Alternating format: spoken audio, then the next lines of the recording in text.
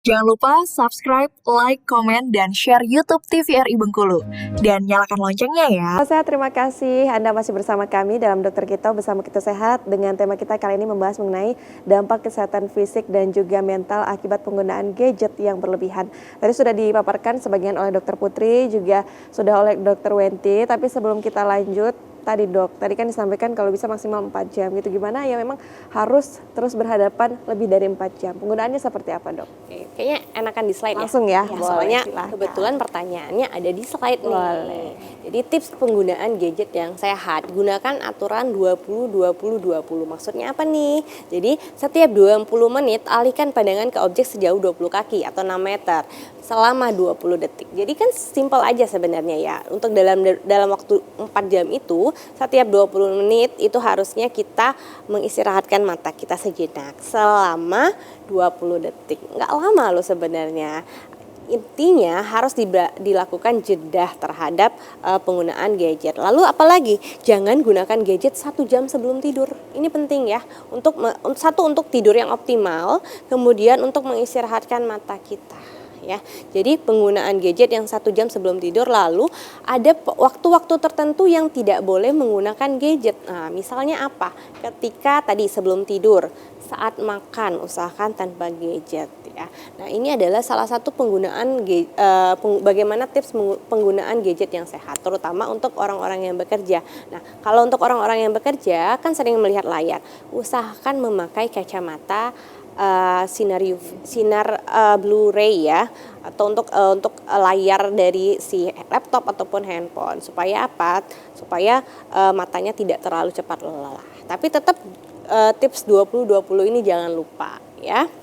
Lalu batasi penggunaan gadget maksimal 1-2 jam per hari untuk anak-anak ya. Jelas ya, anak-anak tidak boleh menggunakan gadget yang berlebihan. Dan harus ada nih, kita highlight sedikit. Biasanya orang tuanya mengakumulasikannya di hari Sabtu atau di hari Minggu atau di hari weekend.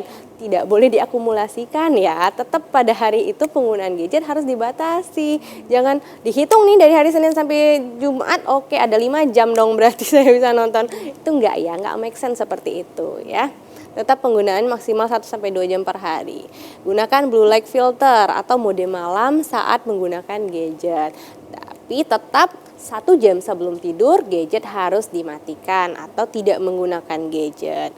Lalu ajak anak untuk aktif bermain secara fisik dan berinteraksi sosial secara langsung. Untuk anak-anak, kenapa rekomendasinya hanya 1 jam? Karena jauh lebih penting mereka untuk melakukan interaksi sosial atau interaksi secara langsung. Banyak sekali manfaatnya dibandingkan dia harus melihat gadget. Ya, contohnya membaca buku, bernyanyi bersama orang tuanya, bahkan mencuci piring bersama itu jauh lebih bagus dibandingkan dia melihat gadget. Stimulasi sederhana itu sangat banyak ya, dan bisa dilakukan asal satu orang tuanya mau mencari tahu apa yang bisa dikerjakan bersama si anak ya. Baik. Kemudian udah tadi ya, gunakan kursi dan meja ergonomis saat menggunakan gadget. Tadi ya udah dijelaskan Dokter Putri bahwa menyender, rebahan itu tidak baik untuk bentuk tubuh atau fungsi tubuh kita yang ergonomis ya.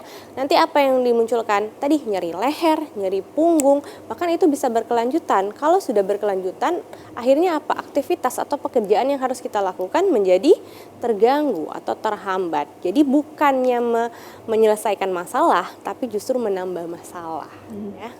Lalu jadwalkan screen free time setiap hari, misalnya saat makan atau akhir pekan. Ya, justru harus free time. Dan satu lagi, orang tua harus memberikan contoh yang tepat pada anak-anaknya. Jangan cuma bisa menyuruh atau cuma bisa bilanginnya aja ya.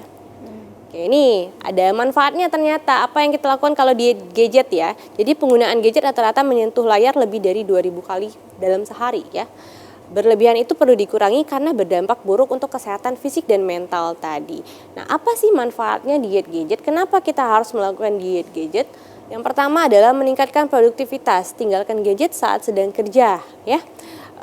Kemudian memicu interaksi, jauhkan kehadiran ponsel sementara untuk memicu interaksi dan percakapan dengan orang-orang sekitar ya, menciptakan interaksi yang berkualitas, menyehatkan hubungan, memperbaiki ingatan, ini jelas ya, memperbaiki ingatan.